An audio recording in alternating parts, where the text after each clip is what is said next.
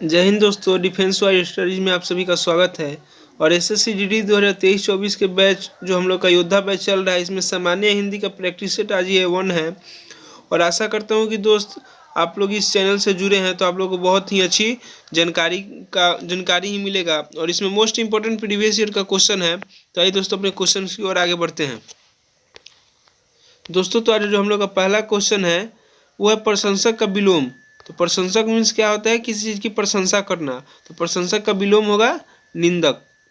प्रशंसक का विलोम होगा निंदक। और हम लोग का अगला क्वेश्चन है, रिक्त स्थानों को भरने के लिए उपयुक्त शब्द का चयन करें। वर्तमान में भी महात्मा गांधी के विचारों का महत्व कम नहीं होता। तो वर्तमान में भी महात्मा गांधी के विचारों का महत्व कम नहीं होता। तो वर्तमान में क्या? तो वर्तमान के संदर्भों में महात्मा गांधी के विचार का महत्व कम नहीं होता। तो हम लोग का तीसरा क्वेश्चन है, जिसका परिणाम न जाना जा सके उसके लिए एक शब्द प्रयुक्त होता है। तो जिसका परिणाम हम लोग नहीं जान सकते हैं तो उसका वो क्या होगा? अपरिमेय। क्योंकि किसी भी चीज़ का अगर हम लोग परिमाण नहीं जानेंगे तो वो अपरिमेय कहलाएगा। हम लोग का अगला चौथा नंबर का क्वेश्चन है, दिए गए वाक्य में रेखाखंडित खंड को प्रतिस्थापित करने के लिए उपयुक्त विकल्प का चयन करें। तुम्हारी बात बहुत ही तकलीफ देने वाली है।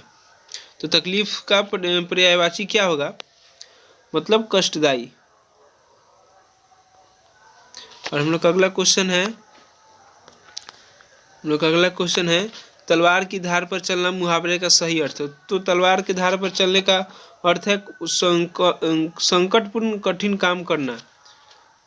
अरे ये वाला मुहावरे तो हम लोग अक्सर अपने घरों में सुनते हैं कि तलवार की नोक पे चलना इत्यादि। और हम लोग का छठा नंबर का क्वेश्चन है, दिए गए वाक्य का वह भाग ज्ञात कर जिसमें कोई त्रुटि है। तो क्वेश्चन है, अपनी जीभ को लगाम दो अन्यथा ठीक नहीं होगी। तो इसमें यहाँ पे होगा अपनी जीभ को लगाम दो अन्यथा ठीक नहीं होगा। तो इसमें हम लोगों का फर्स्ट वाला सही होगा, ऑप्शन ए। फर्स्ट वाले भाग में ये होगा। तो हम लोग का सातवां क्वेश्चन है, उत्सुक का पर्यायवाची। उत्सुक का पर्यायवाची क्या होगा? आतुर। उत्सुक मीन बहुत ज़्यादा एग्रेसिव जिसको बोला जाता है इंग्लिश में, वही है आतुर। हम लोग का अगला क्वेश्चन है 8 नंबर का, सही वर्तनी वाले शब्द का चयन करें। तो आप लोग दोस्तों जानते ही होंगे दृष्टि कैसे लिखा जाता है। और नहीं जानते हैं तो जान लीजिए, दृष्टि ऐसे लिखा जाता है। दृष्टि का तो एक तो IAS करके वो कोचिंग भी है, तो आप लोग दोस्तों जानते ही होंगे कि दृष्टि IAS, तो उससे आप लोग देखते ही होंगे, जानते ही होंगे। दोस्तों हम लोग का अगला क्वेश्चन है, अतिवृष्टि का विलोम शब्द। तो अतिवृष्टि का क्या होगा? अनावृष्टि। अतिवृष्टि का विलोम अनावृष्टि होगा। और अगला क्वेश्चन है, आयुष्मान का पर्यायवाची शब्द। तो आयुष्मान मीन्स होता है जो मतलब कभी बहुत लंबे समय के लिए आयु के लिए कहा जाता है। तो इसके लिए होता है चिरायु, मतलब बहुत लंबे समय तक जीने वाले को आयुष्मान या चिरायु बोला जाता है। और हम लोग का अगला क्वेश्चन है, व्यर्थ खर्च करने वाले के लिए एक शब्द प्रयुक्त होता है। तो व्यर्थ खर्च करने वाला क्या होता है? खर्चीला या मितव्ययी या व्यापारी या अपव्ययी। तो व्यर्थ खर्च करने वाले के लिए होगा खर्चीला। जो बहुत ज़्यादा खर्च करता हो बिना फालतू में, उसको खर्चीला ही बोलते हैं ना। तो और हम लोग का अगला क्वेश्चन है 12 नंबर, दिए गए वाक्य में रेखांकित खंड को प्रतिस्थापित करने के लिए उपयुक्त विकल्प का चयन करें। तो शरण में आए व्यक्तियों की सुरक्षा करनी चाहिए। तो उसको क्या बोलते हैं? शरणागत। शरण में जो आए उसको क्या बोलते हैं? शरणागत। और हम लोग का अगला क्वेश्चन है 13 नंबर। अगला क्वेश्चन है दोस्तों, हाथ मलते रह जाना मुहावरे का अर्थ क्या होता है? जैसे बोलते हैं लोग, घर पे भी हम लोग सुने होंगे कि वो तो हाथ मलते रह गया और इस बार भी उसका सिलेक्शन नहीं हुआ। तो इसका असली होगा पछताना। हाथ मलते रहना यानी पछताना। सॉरी दोस्तों, हाथ मलते रहने का होगा पछताना। और हम लोग का नेक्स्ट अगला क्वेश्चन है, रिक्त स्थानों को भरने के लिए उपयुक्त शब्द का चयन करें। मैंने इस कार्य के लिए अधिकारियों से निहित स्वीकृति प्राप्त की, वांछित स्वीकृति प्रदान की, वास्तव स्वीकृति प्राप्त की और अस्पष्ट स्वीकृति प्रदान की। तो दोस्तों इसका जो राइट आंसर होगा वो होगा वांछित। मतलब वांछित मीन्स जिसको मांगा गया। और हम लोग का अगला क्वेश्चन है 15 नंबर, दिए गए वाक्य में रेखाखंडित खंडों को प्रतिस्थापित करने के लिए उपयुक्त विकल्प का चयन करें। तो अहंकार से भरा व्यक्ति समाज में कभी आदर नहीं पाता। अहंकार से भरा व्यक्ति समाज में कभी भी आदर नहीं पा सकता। तो इसके लिए बेस्ट ऑप्शन होगा मदांध।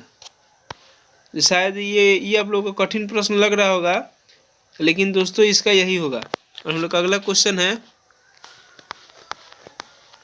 और ये तो आइए दोस्तों अपने गद्यांश की जो भी प्रश्न है उनको करते हैं।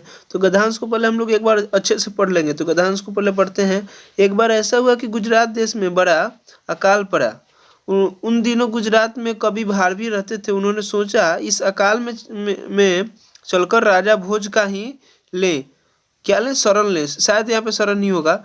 वह विद्वानों का करता है और धन भी देता है। विद्वानों की जो भी होता है सेवा ही करते होंगे।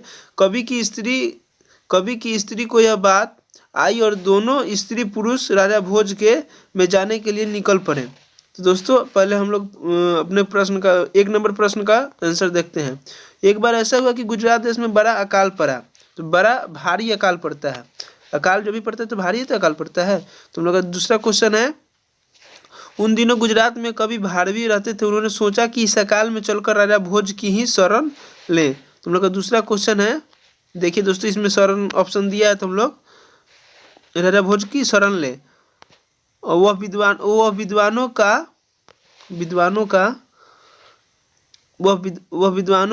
आदर, विद्वानों का हम लोग आदर करता था। और कोई भी विद्वान का आदर करेगा। अगर आप भी विद्वान बनेंगे आजकल पढ़ लिख कर, तो लोग भी आपको आदत देते हैं, क्योंकि आप लोग तो आजकल देखते ही हैं पढ़े लिखो की हर जगह पूछ है। कवि की स्त्री को यह बात